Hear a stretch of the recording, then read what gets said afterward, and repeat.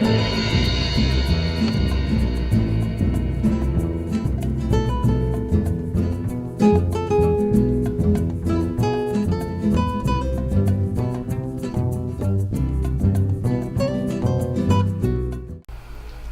parents parfaitement imparfaits, bonjour et bienvenue dans les vidéos de conseils de Marie-Jeanne Truchot. Bonjour Marie-Jeanne. Bonjour Chloé. Alors aujourd'hui, nous avons une question un peu différente. Un parent demande, je promets souvent à mon enfant d'avoir une récompense en fin d'année quand il a un bon bulletin, de lui faire un cadeau. Mais parfois, son année ne se déroule pas comme prévu. Que faire et comment utiliser peut-être cet outil ou pas Voilà, je pense qu'on a besoin de réponses de ta part. Alors, moi j'aime bien aborder cette question à partir de la motivation.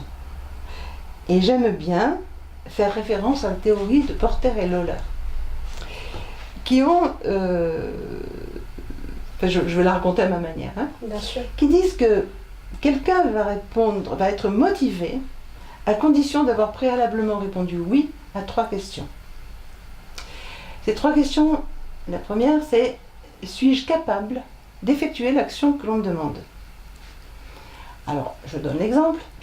Moi, Marie-Jeanne, 69 ans, si on me dit: Marie-Jeanne, allez, va franchir le mur de 1 mètre. Un peu mal au genou, machin, mais je vais y aller. Si on me dit: allez Marie-Jeanne, go, va franchir le mur de 2 mètres. Ouhou. Même pas, je bouge quoi. Parce que bon, je sais que je n'en suis pas capable. Donc la première question c'est: est-on capable de produire l'action demandée? La deuxième question c'est: si j'accomplis l'action que l'on me demande, aurais-je une récompense ou au moins une absence de punition? Alors, qu'est-ce que c'est que la récompense? Ou qu'est-ce que c'est que l'absence de punition? Sur ces mots-là, je trouve qu'il faut être précis.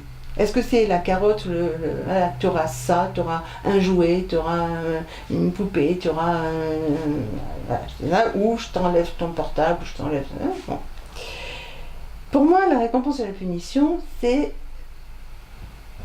pas quelque chose qui dépend de l'humeur de quelqu'un, du bon vouloir de quelqu'un. C'est quelque chose qui va me faire plaisir.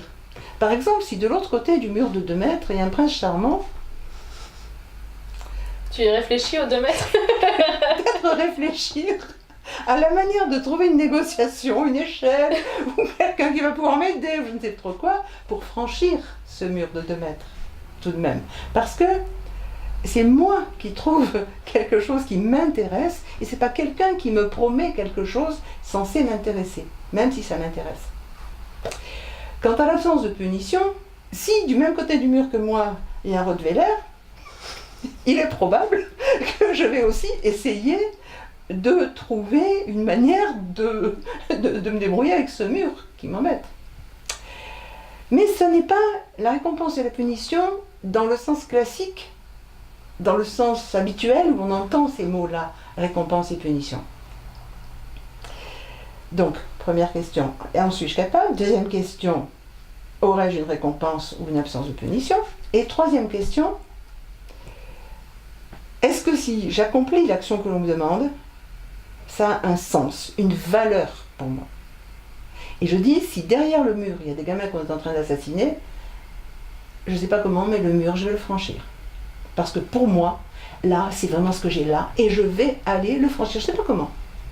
Avec les dents, avec les griffes, avec je ne sais pas quoi, je vais le franchir. Comment on peut appliquer ces 3 questions à un enfant quand on lui demande de faire quelque chose? Est-ce que on lui demande quelque chose dont il est capable?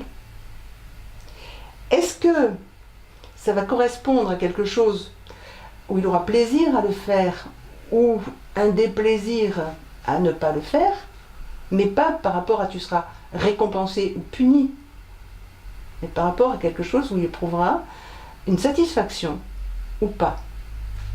Qui nourrira son estime de lui? Tout à fait, tout à fait. Et troisièmement, est-ce que ça va correspondre à quelque chose qui a du sens pour lui? Est-ce que vraiment il va dans ce qu'il met en œuvre, trouver la satisfaction plus interne, voilà, là j'ai l'impression vraiment d'avoir fait quelque chose de bien. Je suis fière de moi. Comment va-t-il être fier de lui et pas récompensé parce que maman, ah oui, c'est très bien, mais peut-être lui n'est pas fier de lui.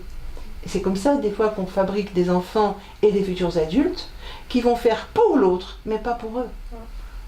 Et je crois que c'est très très important, cette notion de se poser ces 3 questions quand on demande quelque chose à nos enfants. Et d'ailleurs, d'une manière générale, à d'autres, hein, les enfants, quel que soit leur âge.